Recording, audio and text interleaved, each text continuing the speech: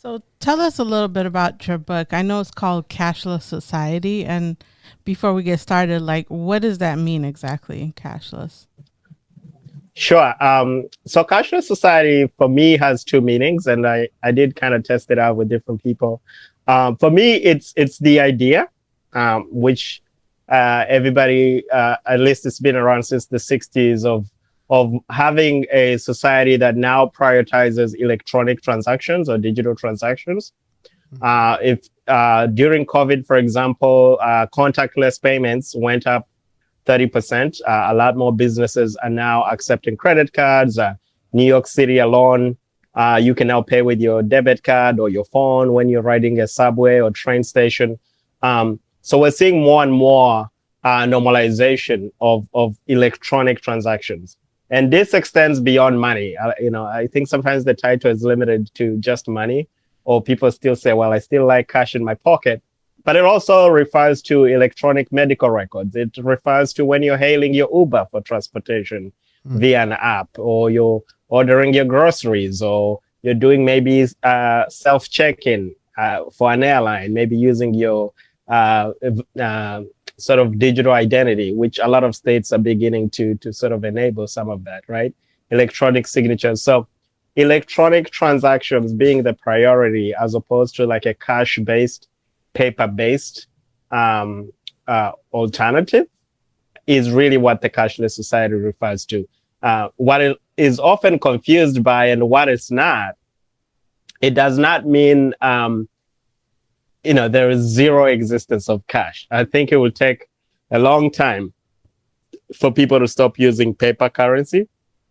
From my perspective or from the book's perspective, it just means a preference, a prioritization of electronic transactions first, even though cash and other paper-based transactions are still in circulation. So where that becomes the preferred mode or the frequently used mode of transacting, then that would be a cashless society. So I would argue that the US right now and most of Europe and even most of Africa with the M-Pesa and all this mobile money being passed around has some version of the cashless society.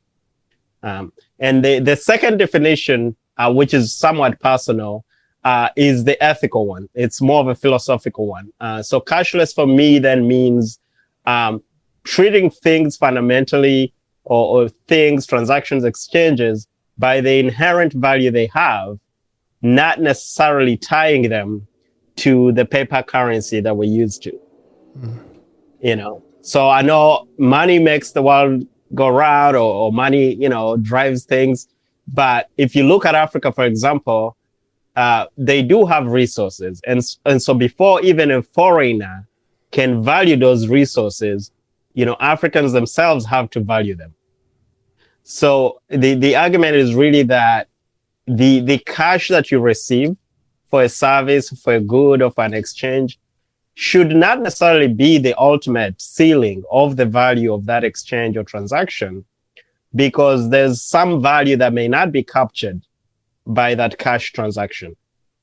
And so it becomes more of a philosophical, symbolic kind of discussion to say, what if we just try to find other ways to do things that don't involve cash exchanges?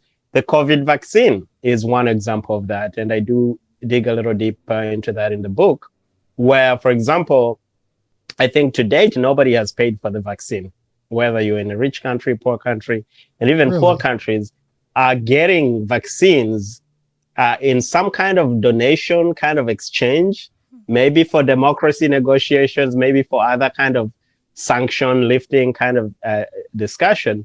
But there's been a very minimal sort of exchange of cash for these vaccines. And mainly because people understand that, we're talking about human life. It's a life and death situation. So maybe not everything needs to boil down to how much can you afford to stay alive. So I think that's where the philosophical argument could come in to say, maybe not everything has to always be about cash. Like maybe there's other ways to negotiate, to have mediations, to still have a society interacting and exchanging ideas and services but without solely relying on cash.